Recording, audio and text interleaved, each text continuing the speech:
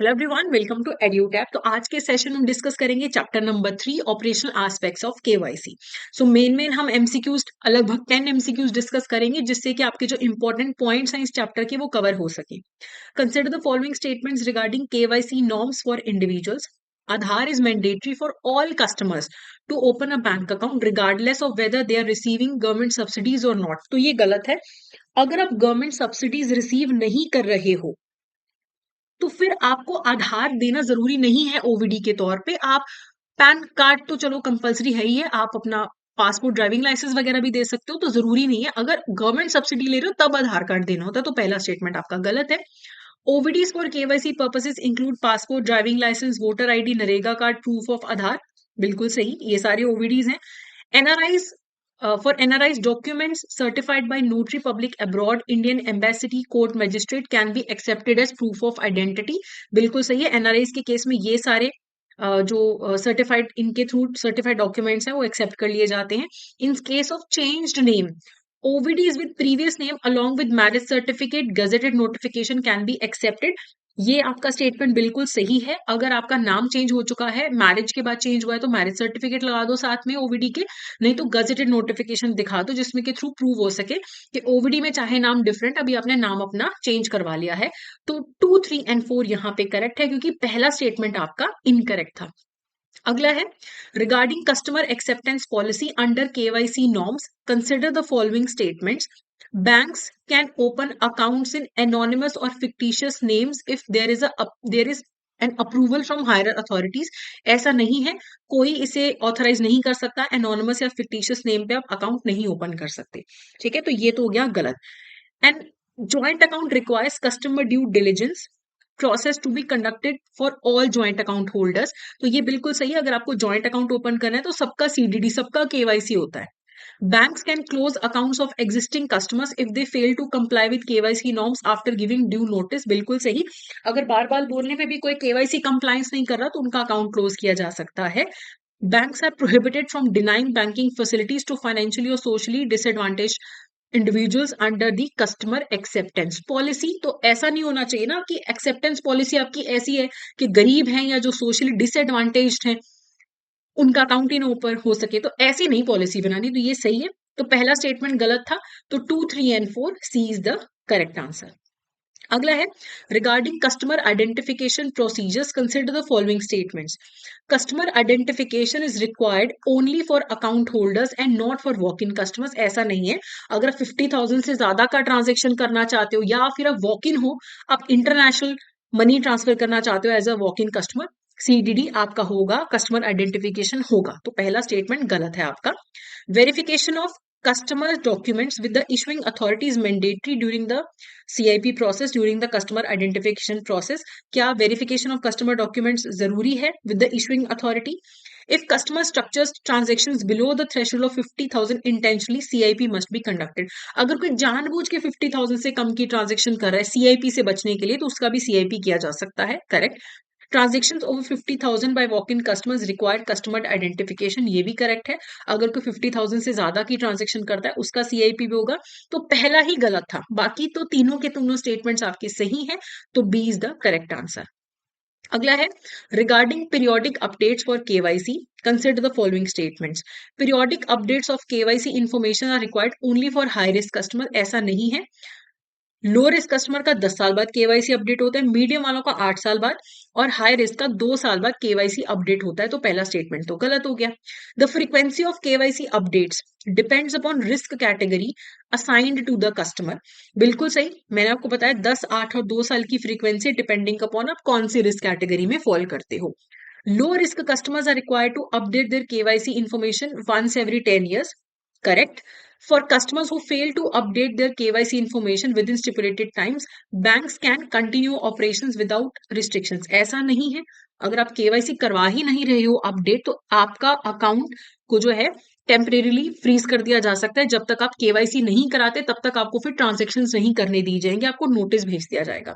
ठीक है, तो यहाँ पे दूसरा और तीसरा स्टेटमेंट सही है, पहला और चौथा गलत है। तो B is the correct answer.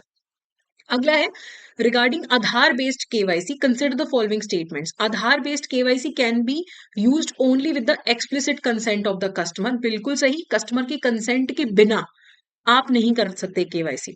The bank must redact all but last 4 digits of Aadhaar number in its record. बिल्कुल सही, आपका जो आधार नंबर है ऐसे सेव किया जाता है, पहले सारे अक्षर सिर्फ आखिरी के 4 दिखने चाहिए, बाकी कवर्ड होने चाहिए फिजिकली, चाहे जैसे मर्जी भी सेव करते हैं बैंक वाले। OTP based Aadhaar verification for non-face to face customers imposes a limit of 1 lakh on aggregate balance of all deposit। ठीक है, अगर आपने non face to face account open किया है तो जब तक आप प्रॉपर वेरिफिकेशन नहीं करवाते फुल वाला, तो 1 लाख तक से ज्यादा का आपका बैलेंस नहीं हो सकता। अगला है if OVDs are not submitted और CDD is not completed within year, face to face accounts are permanently frozen. देखो, परमानेंटली नहीं फ्रीज करते, टेम्परेरीली करते हैं कि आपके पास टाइम है, वो अपना पूरा करवा लो जो भी आपका सीडीडी है, नहीं तो परमानेंटली नहीं, टेम्परेरी होता है। जब आप करवा लोगे सारा प्रोसीजर तो फिर आपका रिलीज हो जाता है पैसा, परमानेंटली नहीं होता है, इरिवर्सिबल नहीं होता है। तो चौथा गलत है। ठीक है, a self declaration is required if a customer provides an address different from that in Aadhaar.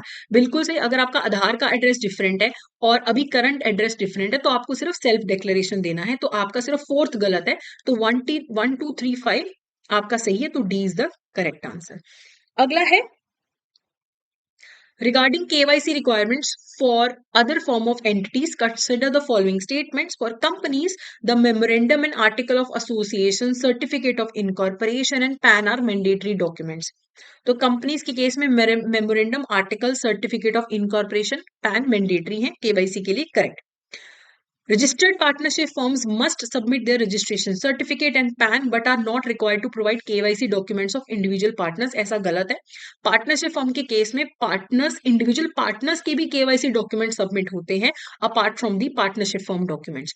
Trust are submitted to are required to submit a copy of trust deed, registration certificate, PAN या form number 60, correct. तो trust को trust deed, registration certificate, PAN सब जमा करवाना पड़ता है। Unincorporated associations must provide a resolution of the managing body and KYC documents of members of the managing body। ये भी बिल्कुल सही है। ठीक है, तो यहाँ पे आपका करेक्ट आंसर है 1 3 एंड 4। सेकंड आपका गलत था। ठीक है, जो अनइनकॉर्पोरेटेड एसोसिएशन है उन्हें रेजोल्यूशन देना पड़ता है मैनेजिंग बॉडी के कि हाँ अकाउंट ओपन कर लो, और जो मैनेजर्स हैं, मेंबर्स हैं जो मैनेज कर रहे हैं मैनेजिंग बॉडी के, उनका भी केवाईसी डॉक्यूमेंट देना पड़ता है। अगला है regarding control rights and enhanced due diligence, consider the following statements. Individuals with more than 15% share in company's capital and profits are considered beneficial owners. ये 15 नहीं है, अब 10 हो चुका है। ठीक है, 10% जिसका कैपिटल में हिस्सा है या प्रॉफिट में, वो बेनिफिशियल ओनर होता है। तो आपको इनकरेक्ट पूछा है, पहला इनकरेक्ट हो गया। Accounts of politically expose person and the family members require verification of sources of funds. बिल्कुल सही, अगर आप किसी पॉलिटिकली एक्सपोज्ड पर्सन का अकाउंट ओपन करते हो तो उसका सोर्स ऑफ फंड्स भी आपको देखना पड़ता है। Beneficial owners of pooled accounts manage by professional intermediaries must always be identified by the bank. देखो, पूल्ड अकाउंट है, मान लो म्यूचुअल फंड वाले आपके पास बैंक अकाउंट ओपन करते हैं। ठीक है, म्यूचुअल फंड इंटरमीडियरी है, फंड्स हो सकता है 1000 लोगों के हों इसमें, तो हरेक का आपको आइडेंटिफिकेशन करने की जरूरत नहीं है। हाँ, अगर आप कल डाटा मांगो एज अ बैंक तो इंटरमीडियरी को देना पड़ेगा। वो ये नहीं बोल सकता कि क्लाइंट कॉन्फिडेंशियलिटी है, लेकिन हर एक का बेनिफिशियल ओनर आप म्यूचुअल फंड में 1000 लोगों का देखोगे, ऐसा कोई रिक्वायरमेंट नहीं होता। तो ये भी गलत है। Banks are allowed to open accounts for professional intermediaries with client confidentiality prohibiting disclosure of client details. ये गलत है। क्लाइंट डिटेल्स छुपा नहीं सकते हो, क्लाइंट कॉन्फिडेंशियलिटी नहीं आप बोल सकते। अगर बैंक डिमांड करे कि इस बेनिफिशियरी का डाटा चाहिए तो देना पड़ेगा। क्लाइंट कॉन्फिडेंशियलिटी बोल के डाटा छुपाना अलाउड नहीं है। तो 2 3 4 ये गलत है, आपको इनकरेक्ट पूछा है, तो सी इज द करेक्ट आंसर। ये सारे इनकरेक्ट है। अगला है regarding simplified due diligence for specific customer categories, consider the following statements. For self-help groups, customer due diligence is required for all members of the savings bank account। तो self help group में अगर आपको savings account open करना है तो सिर्फ जो office bearers होते हैं उनका कस्टमर ड्यू डिलिजेंस होता है, सबका नहीं होता। तो ये तो गलत हो गया। लेकिन एक एक्स्ट्रा पॉइंट ये कि अगर सेल्फ हेल्प ग्रुप को क्रेडिट लिंकिंग करनी है फिर सबका कस्टमर ड्यू डिलिजेंस होगा। ठीक है। Foreign students can open NRO account with passport, visa, letter of admission from an educational institution in India. बिल्कुल सही है। अगर एक बच्चा फॉरेन से आया है इंडिया में पढ़ने तो वो एनआरओ अकाउंट ओपन कर सकता है, passport, visa, letter of admission दे के 30 डेज के अंदर अंदर उसको अपना लोकल एड्रेस भी डिक्लेयर करना होता है, नहीं तो फिर उस पर रिस्ट्रिक्शन होती है कि 50,000 रुपीज से ज्यादा या $1,000 से ज्यादा उसके अकाउंट में रेमिटेंसेस नहीं आ सकते हैं। ठीक है, 30 डेज में उसको लोकल एड्रेस डिक्लेयर करना है। अगर कोई बच्चा पाकिस्तानी नेशनैलिटी का तो फिर आरबीआई से प्रायर परमिशन लेनी पड़ती है अकाउंट ओपन करने से पहले। FPIs must comply with FATCA CRS rules during account opening. बिल्कुल सही। जो फॉरेन पोर्टफोलियो इन्वेस्टर्स हैं उन्हें एफएटीए सीआरएस के रूल्स फॉलो करने पड़ते हैं। For small accounts the aggregate of all credits in a financial year should not exceed 1 lakh rupees, ये भी सही है। तो जो स्मॉल अकाउंट्स है जिनके पास ओवीडी नहीं होता तो फिर उनको क्रेडिट्स की लिमिट उन पे लगाई जाती है, जितना चाहो उतना अकाउंट यूज कर लो, अलाउड नहीं होता। और फॉरेन रेमिटेंसेस भी अलाउड नहीं होती हैं। स्मॉल अकाउंट्स उनके ओपन होते हैं जिनके पास ओवीडी नहीं होता, लेकिन उनको 12 महीने दिए जाते हैं कि अभी तुम्हारा अकाउंट ओपन कर रहे हैं, अभी तुम सेल्फ डिक्लेरेशन दे दो, 12 महीने में ओवीडी ले आना अपना। अगला है regarding the central KYC record registry, consider the following statement. Banks must upload KYC records for individual accounts open after January 1 2017 and legal entity accounts open after April 1 2021। ये बिल्कुल सही है। इन सबके केवाईसी रिकॉर्ड जो है सेंट्रल केवाईसी रिकॉर्ड रजिस्ट्री को देने हैं, जो कि सरसी है, CERSAI। KYC records must be uploaded to CKYCR within 10 days of commencing an account based relationship। बिल्कुल सही। जैसे केवाईसी वगैरह लेते हो आप, एक आदमी का बैंक अकाउंट ओपन करते हो तो 10 दिन में CKYCR को जो है सेंट्रल केवाईसी रिकॉर्ड रजिस्ट्री को आपको डाटा देना है। ये चीज आपको पेपर में पूछी गई थी, कितने दिन होते हैं। ठीक है। If a customer provides a KYC identifier, banks can not request additional identification documents even if the customers address is change. ऐसा नहीं है। अगर किसी ने केवाईसी आइडेंटिफायर दिया, ठीक है, कि ये मेरा केवाईसी आइडेंटिफायर नंबर है, इसके थ्रू मेरा केवाईसी डाटा ले लो। अब वहां पे जो केवाईसी डाटा है करंट एड्रेस डिफरेंट है, तो बैंक वाले एडिशनल डिमांड करेंगे ना कि ये इसमें तो पुराना एड्रेस है, अभी आपका नया, हमें एडिशनल डॉक्यूमेंट दो। तो ऐसा कुछ नहीं है कि डिमांड नहीं कर सकते, तो ये थर्ड तो गलत है। C KYC R assigns a unique KYC identifier to a customer. बिल्कुल सही। जब आप सेंट्रल केवाईसी रिकॉर्ड रजिस्ट्री में आपका डाटा जाता है तो हर कस्टमर को एक यूनिक आइडेंटिफायर दिया जाता है कि बार बार केवाईसी ना कराना पड़े, अगली बार सिर्फ आइडेंटिफायर दे दो। ठीक है। तो 1, 2 एंड 4 सही है, थर्ड आपका इनकरेक्ट है, so A is the correct answer. Last question for the day is regarding digital KYC and video based customer identification process. Consider the following statement. Digital KYC requires capturing the customer's live photograph with embedded GPS coordinates and timestamp। बिल्कुल सही। आप online आजकल video based भी आप customer identification करवा सकते हो। ठीक है। उसका वहां पे लाइव फोटो होगा, वीडियो होगा, उसमें जीपीएस कोऑर्डिनेट्स होने चाहिए, टाइम स्टैम्प होना चाहिए। Video CIP can be used for periodic KYC update. KYC updation के लिए भी वीडियो कॉल बेस्ड आइडेंटिफिकेशन हो सकता है।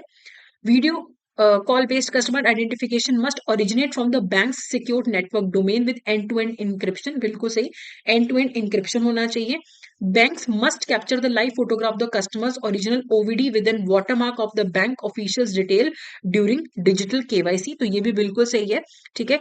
जब उसका डिजिटल केवाईसी होता है कस्टमर का, जब डिजिटल केवाईसी होता है कि उसमें क्या होगा कि कस्टमर के पास जाके उसका लाइव होता है। डिजिटल केवाईसी में आप कस्टमर के पास जाते हो, ठीक है, और वहां पे आप उसकी लाइव फोटोग्राफ लेते हो। ठीक है। वाटरमार्क लगाते हो उस पे, ओरिजिनल ओवीडी उससे मांगते हो। ठीक है। वीडियो कॉल में भी कस्टमर से पैन कार्ड मांगा जाता है। तो यहाँ पे सारे के सारे ऑप्शंस करेक्ट हैं। ठीक है।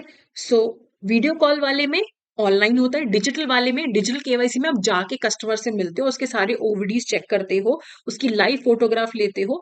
और जो ऑनलाइन वाला होता है उसमें भी आप time and date stamp coordinates होने चाहिए आपके। जो वीडियो कॉल है, अगर आपको लगता है कि कस्टमर को कोई प्रॉम्प्ट कर रहा है, बता रहा है क्या बोलना है वीडियो कॉल में, तब वो मानना नहीं चाहता फिर वो वीडियो कॉल। ठीक है। तो डी जो यहाँ पे करेक्ट आंसर है। So before going I would like to inform you कि हमारा जैब और कैप का कंबाइंड मास्टर कोर्स भी अवेलेबल है। जैब का मास्टर कोर्स भी अवेलेबल है, लाइव क्रैश कोर्सेज भी अवेलेबल हैं, जिनमें आपको लाइव क्लासेस रिकॉर्डेड भी मिल जाएंगी अगर आप लाइव नहीं देख पाते हो। नोट्स हैं, पीवाईक्यूज हैं, full length mock test available है। मास्टर कोर्स में आपको सारी रिकॉर्डेड क्लासेस हैं, एग्जाम से जस्ट पहले लाइव क्लासेस भी होंगी, एमसीक्यूज, पीवाईक्यू सब कुछ अवेलेबल है। तो आप अपनी रिक्वायरमेंट के हिसाब से कोर्स में एनरोल कर सकते हैं। तो ये था हमारा आज का session. That's it for today. Thank you so much.